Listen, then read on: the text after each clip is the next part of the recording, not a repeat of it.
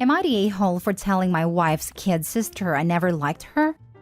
I'm 30, my wife is 34, and her sister Alexa is 19.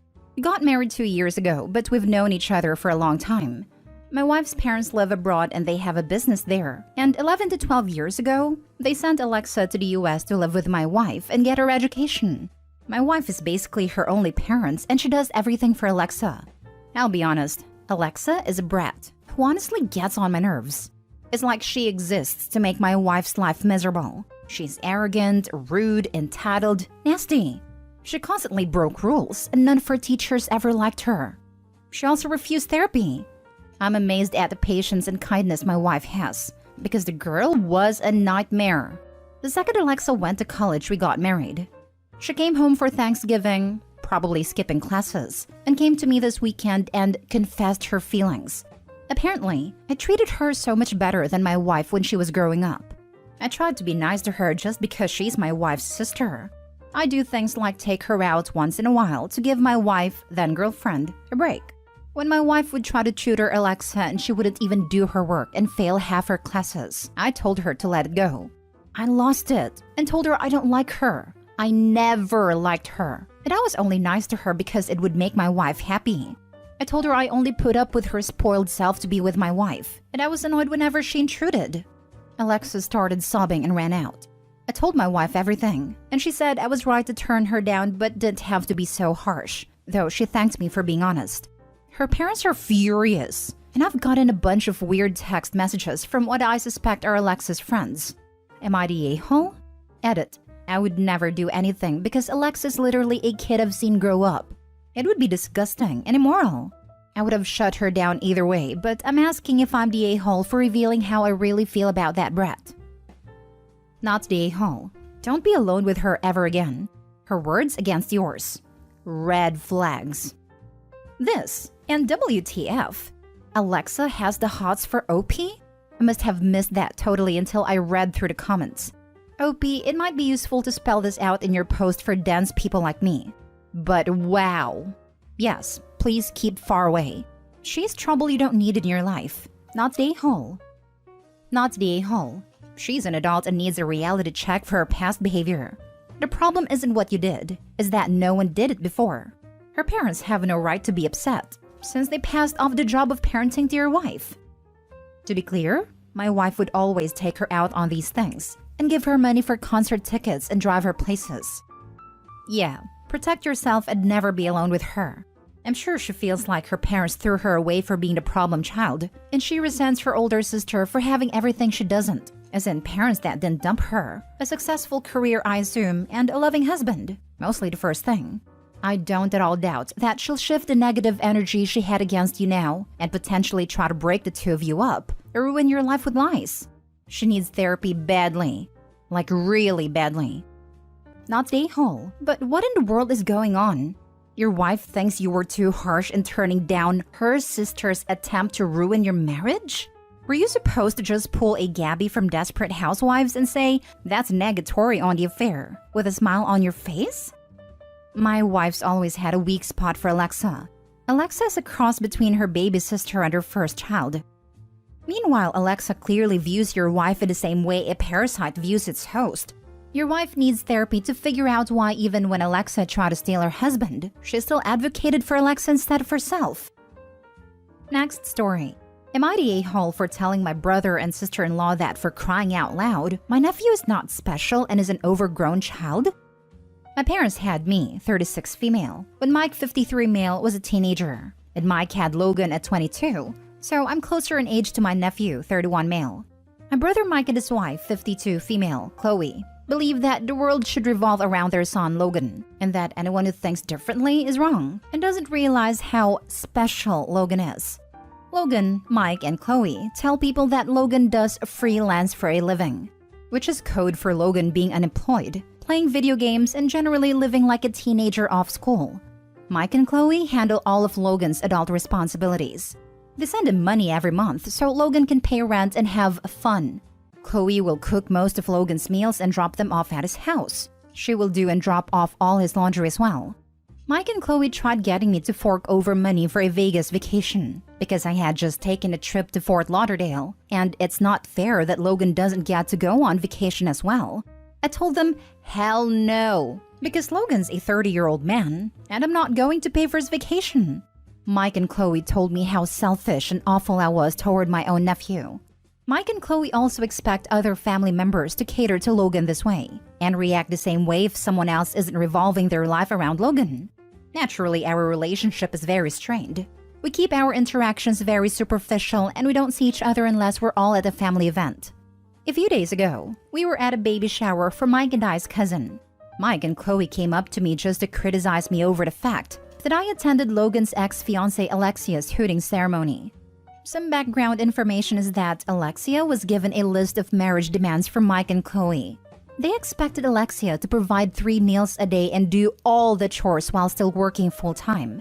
Logan had told Alexia that he was completely supporting himself through his freelance work. And Alexia didn't know until then that Mike and Chloe were sending him money every month and handling all his responsibilities as Logan always insisted on going to her house. Alexia noped out of their relationship and Alexia and I are still friends. I told Mike and Chloe that I'm an adult and I'm allowed to be friends with whomever I want. They started to raise their voices and said I'm disrespecting them by speaking with Alexia after she abandoned Logan and can't see how great he is. I told them that for crying out loud, Logan isn't special. He's an overgrown child. They may have deluded themselves, but stop being mad that nobody else is enabling their fantasy. Family members are divided on what I said. Some are agreeing with what I said because they're tired of Mike and Chloe's demands that everyone's life must revolve around Logan, and it had to be said. But others are saying that it was supposed to be a nice family event, and even if I don't mean it, I could have just said sorry instead of causing drama.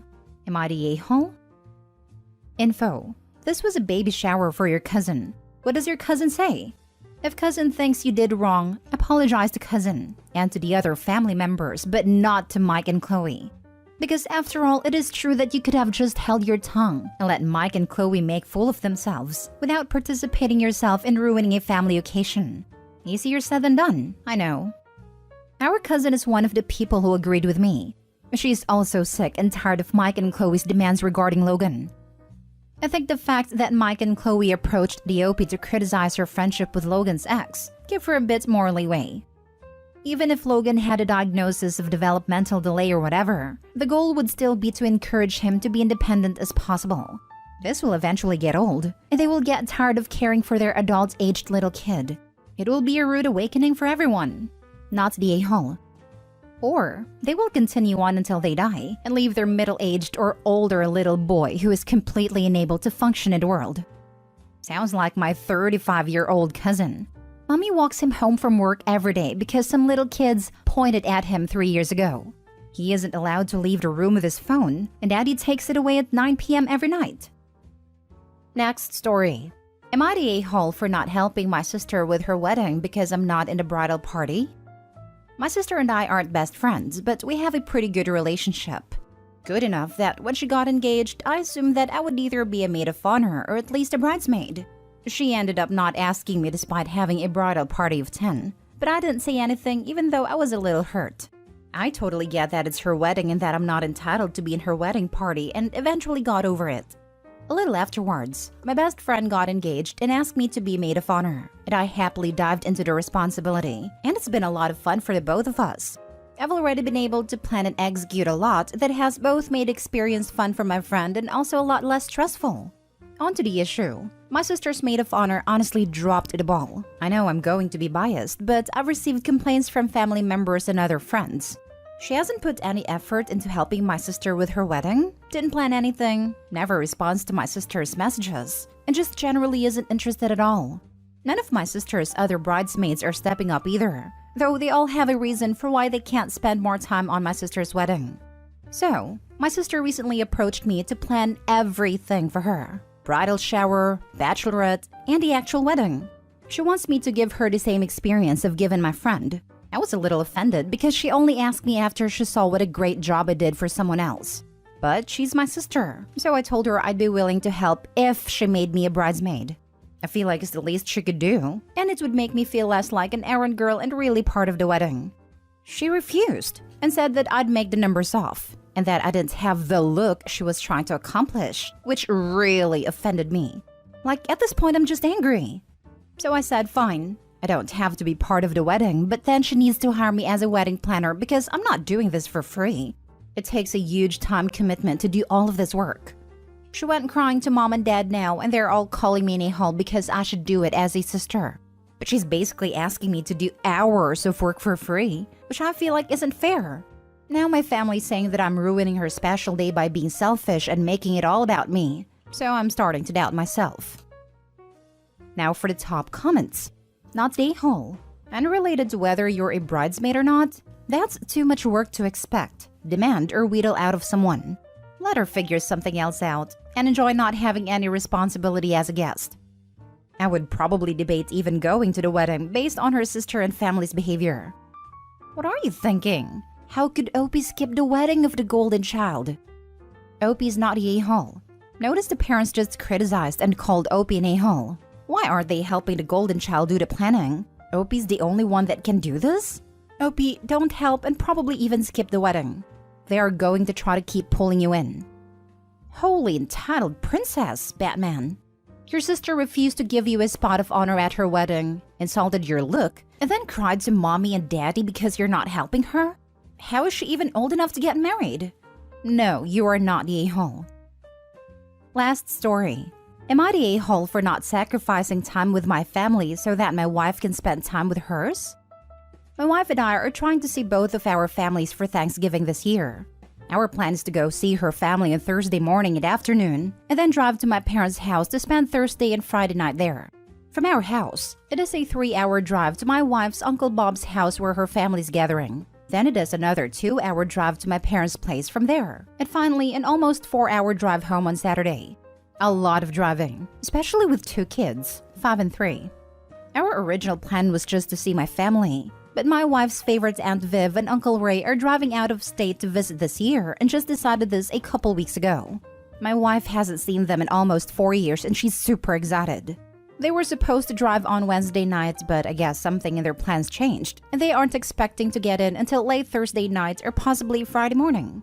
My wife is disappointed, and she now wants to change our entire plans to plan around seeing this aunt and uncle. She wants us to find a place to stay in her Bob's city so that she can spend time with her favorite Viv and Ray. Bob doesn't have space for us to stay there, because other family members are already staying with him, so it would have to be a hotel. I did a quick check when my wife mentioned her idea, and there are no rooms available for cheaper than $500 a night, unless we want to drive another hour away.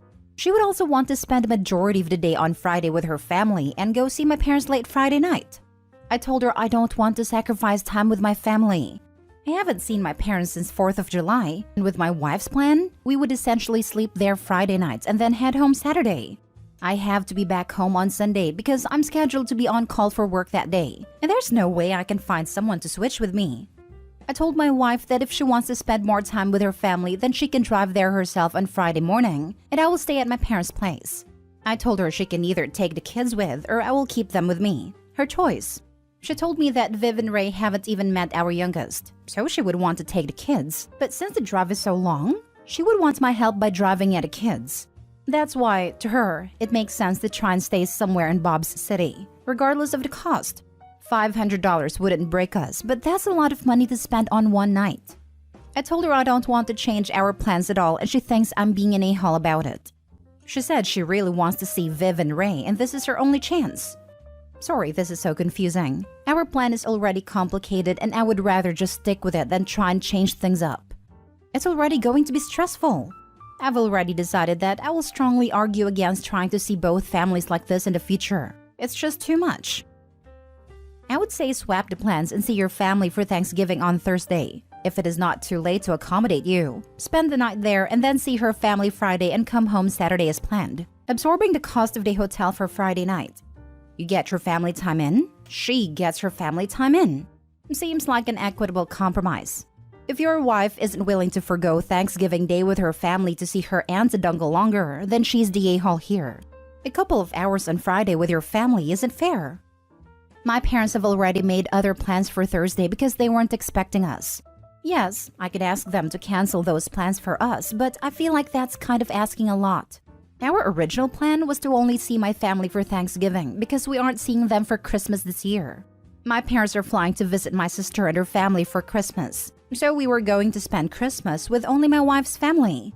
But when my wife heard Viv and Ray are coming, she wanted to change our plans to see them. Yeah, honestly then, she sadly needs to sacrifice Thanksgiving. The best way, in my experience, is that whichever family gets Christmas has to give up Thanksgiving to the other. If you're doing Christmas at her parents' house, then Thanksgiving is at yours. No a-holes here though, in my opinion. At least not yet. She understandably wants to see a family member she hasn't seen in forever. But she can't blow up plans like this a week before Thanksgiving and give your parents only a few hours with their grandkids. Is there any way that Viv and Ray could come early or follow you to your parents' city? Or maybe see them at Christmas instead? Doubtful. They were already supposed to arrive on Wednesday. But that got pushed back to Thursday or possibly Friday for reasons I am not aware of. I don't know how long Viv and Ray are staying, but I would imagine they want to spend it with their family and not mine.